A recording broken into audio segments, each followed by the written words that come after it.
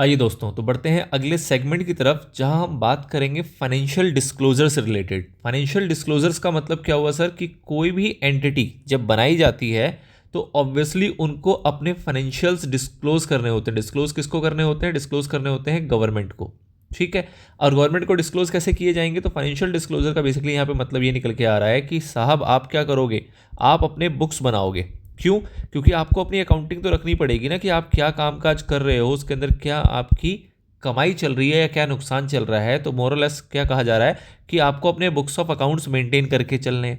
अब जब आप बुक्स ऑफ अकाउंट मेंटेन करेंगे तो आपको उसकी फाइलिंग भी करनी पड़ेगी। फाइलिंग का मतलब क्या हुआ कि अगर किसी अथॉरिटी के तहत आपका इनकॉर्पोरेशन हुआ है तो वो जो स्टैट्यूट है आपका, वो आपसे ये भी कहेगा कि आप ये भी तो बताओ हर साल कि आप क्या काम कर रहे हो, कितना क्या काम उसके अंदर चल रहा है, क्या आपके प्रॉफिट या लॉसेस हो रहे हैं, कितना आपने लोन वोन लिया है, किसको दिया है, वगैरह वगैरह। मोरलेस ये कहा जा रहा है कि आप अपने हिसाब जितने भी आपके पूरे साल के होंगे वो एनुअली आपको क्या करना रहेगा, आपको सबमिट करना पड़ेगा। किसको? उस बॉडी को जिसके तहत आपका गठन हुआ है। अब आपका गठन किस बॉडी के तहत हुआ है? तो आपने देखा कि ये जो है ये बनाया गया है किसके द्वारा? एमसीए के द्वारा। जो आपका एलएलपी इनकॉर्पोरेट हुआ है वो किसके द्वारा इनकॉर्पोरेट हुआ है? एमसीए के द्वारा हुआ है। और एमसीए ने अपने अंडर किसको बिठा रखा है? रजिस्ट्रार को। बेसिकली आरओसी जो है, जो रजिस्ट्रार है आपका, वो आपकी सारी कंप्लायंसेस वगैरह को चेक करने की जिम्मेदारी उस आरओसी को दी गई है। तो वो आरओसी का काम है कि वो आपके एनुअल कंप्लायंसेस देखे। ठीक है सर। तो कंपनी में भी एनुअल कंप्लायंसेस होती हैं, पार्टनरशिप में भी एनुअल कंप्लायंसेस होती हैं, एंड सेम फैशन में आपकी एलएलपी में भी एनुअल कंप्लायंसेस होती हैं। पर फर्क क्या है कि जो पार्टनरशिप हुआ करती थी वहां मैंडेटरी टाइप की चीजें नहीं थी। लाइक इनकम टैक्स में आपको रिटर्न फाइल करना है, वो इनकम टैक्स की रिक्वायरमेंट है। बट पार्टनरशिप एक्ट ऐसी कोई फाइलिंग की बात नहीं करता था। बट एलएलपी क्योंकि कंपैरेटिवली आप कह सकते हो कंपनीज एक्ट से गवर्न है, कंपनीज एक्ट के पैरामीटर्स पर चलने की कोशिश कर रहा है ताकि आपको कंपनीज के फीचर दिए जा सके। तो जब आपको फीचर्स दिए जाएंगे तो थोड़ा बहुत उसी अकॉर्डिंग आपके कंप्लायंसेस भी रहेंगे। हाउएवर कंपैरेटिवली जो आपके कंप्लायंसेस हैं वो काफ़ी लेस हैं as compare to companies act. ठीक है सर। चलिए जी। तो आपको यहाँ मोटे मोटे तौर पे दो कंप्लायंसेस दिए गए हैं। एक आपसे कहा गया है कि भैया एक तो रिटर्न फाइल कर दो जिसको हम कहते हैं एनुअल रिटर्न। एनुअल रिटर्न में बेसिकली क्या होता है? एनुअल रिटर्न में आपके समरी जाती है बुक्स ऑफ अकाउंट्स की। समरी का मतलब क्या हुआ कि आपने पूरे साल में कितना बेचा, कितना कमाया, क्या कैपिटल है, वगैरह वगैरह। मोटे तौर पे जो की इंडिकेटर्स होते हैं आपके फाइनेंशियल्स के, वो फाइनेंशियल्स के की इंडिकेटर जो है वो कहाँ दिखाते हो? अपने एनुअल रिटर्न में दिखाते हो। और दूसरा हो गया जहां पे अपना आप पूरा फाइनेंशियल स्टेटमेंट शो करते हो, उसको हम बोलते हैं statement of solvency and accounts. जहां पे अपना पूरा फाइनेंशियल स्टेटमेंट आप चिपका के भेज देते हो सरकार को कि देखो भाई साहब ये हमारा फाइनेंशियल स्टेटमेंट। ठीक है। तो उसकी बात करेंगे हम फाइनेंशियल डिस्क्लोजर के अंदर इस वाले सेगमेंट में। तो यहाँ पे ये आपकी कुछ समरी दी गई है, इसको फिलहाल यहाँ पे हम छोड़ के चलते हैं। अगर मोटे तौर पे देखो तो आपसे कहा जा रहा है कि बुक्स ऑफ अकाउंट्स आपको बनाना है, स्टेटमेंट आपको फाइल करनी है, और ये कब करनी है? ऑब्वियसली आपको हर साल करनी है, और आपको ऑडिट भी कराना है। हाउएवर सेंट्रल गवर्नमेंट चाहे तो आपको एग्जेम्प्ट कर सकता है, बट इन जनरल आपको ऑडिट भी कराना होता है। ठीक है सर। आइए जी, सबसे पहला सेक्शन इसके अंदर आता है सेक्शन नंबर 34, जो कि बात कर रहा है maintenance of books of accounts and other records and audit. ठीक है जी। Books of accounts, other records and audit etc. Section number 34 क्या कह रहा है? सब सेक्शन नंबर 1 इसका कि भाई साहब आपको ना proper books of accounts maintain करने हैं। आपको बुक्स ऑफ अकाउंट मेंटेन करके चलना है। किस तरीके से sir books of accounts maintain करना होता है? जैसा भी प्रिस्क्राइब किया जाए उस तरीके से आपको बुक्स ऑफ अकाउंट्स मेंटेन करने हैं। प्रिस्क्राइब करने का बेसिकली मतलब क्या हुआ सर? प्रिस्क्राइब करने का मोटा मोटा मतलब ये हुआ कि क्या क्या चीज़ें आपको फॉलो करनी होती है। तो आपको अपना बुक्स ऑफ अकाउंट्स मेंटेन करना होगा कैसे? या तो आप कैश बेसिस पे करोगे या तो एक्रोल बेसिस पे करोगे। कौन सा अकाउंटिंग का सिस्टम फॉलो करोगे? आप डबल एंट्री सिस्टम फॉलो करोगे। अपने जो बुक्स ऑफ अकाउंट्स के अंदर आप मोटे मोटे तौर पे लिखोगे क्या? जो भी आपके बिजनेस के अफेयर्स हैं वो सारी चीज़ों को आप वहाँ पे रिकॉर्ड करके चलोगे। उसके रिकॉर्ड्स को मेंटेन करके रखोगे। कहाँ मेंटेन करके रखोगे? अपने रजिस्टर्ड ऑफिस में, अपने रजिस्टर्ड ऑफिस में, और कई सालों तक रखना पड़ेगा। कितने साल तक रखना पड़ेगा? एज में बी प्रिस्क्राइब।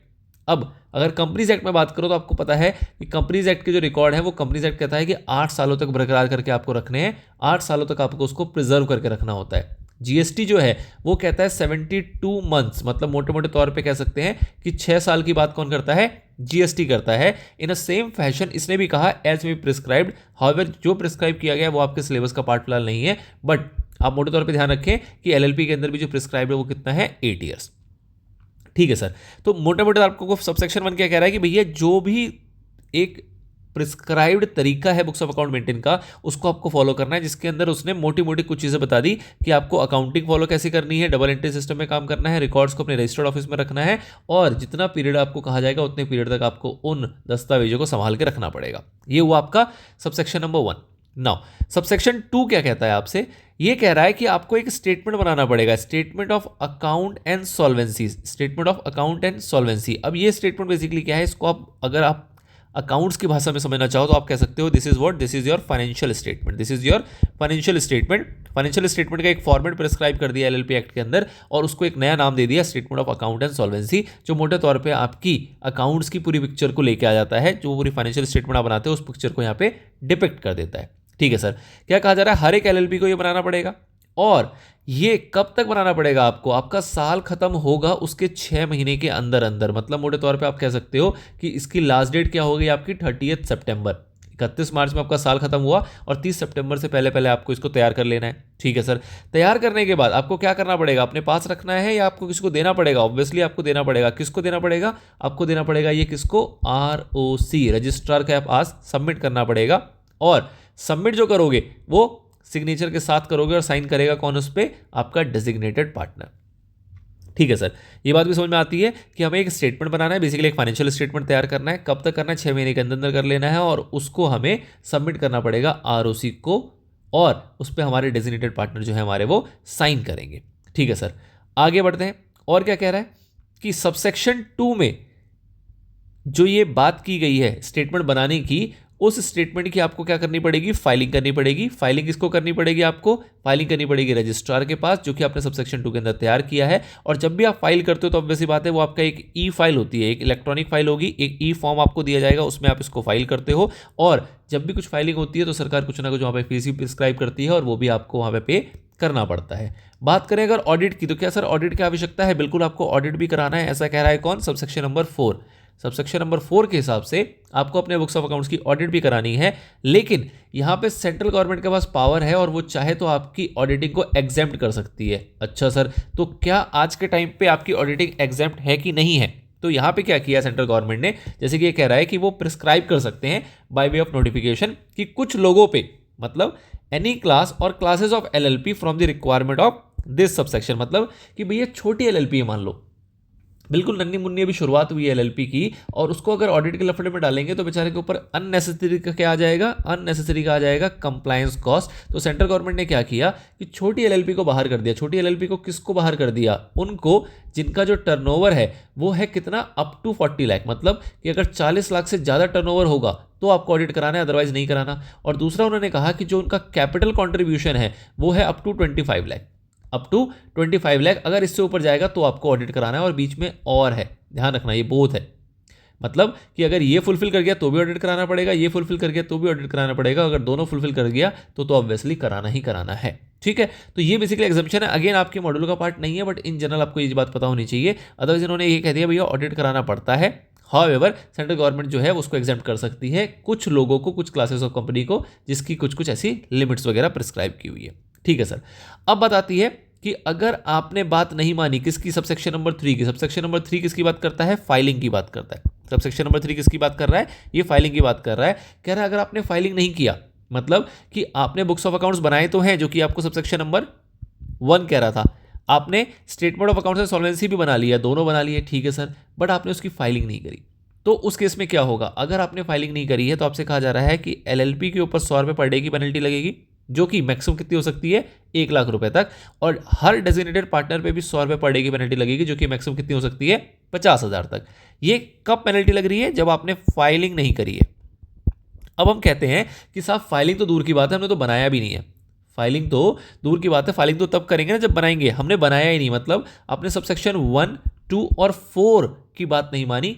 1 में आपको बुक्स ऑफ अकाउंट मेंटेन करना है, 2 में आपको statement of account and solvency बनानी है, और 4 के अंदर आपको उसको ऑडिट करवाना है। अगर इन तीनों सबसेक्शन को आपने फुलफिल नहीं किया तो उस केस में क्या होगा, तो अगर आपने ये फुलफिल नहीं किया ना तो ऑटोमेटिकली आपका सबसेक्शन नंबर 3 जो है वो तो फुलफिल नहीं ही होगा। क्यों, क्योंकि जब आपने बुक्स बनाई नहीं तो फाइल किस चीज़ को करोगे, तो इसलिए यहाँ पे पेनल्टी थोड़ी और मोटी लग जाती है। यहाँ कह रहे हैं पर डे गया तेल लेने, पर डे की बात नहीं करेंगे हम, तो भाई साहब कम से कम 25,000 रुपये की पेनल्टी लगाएंगे एलएलपी के ऊपर, कम से कम 25,000 रुपये की, और उसको हम मैक्सिमम एक्सटेंड कितना कर सकते हैं, 5 लाख तक कर सकते हैं, डिपेंडिंग अबाउट कितना सीरियसनेस है उसका।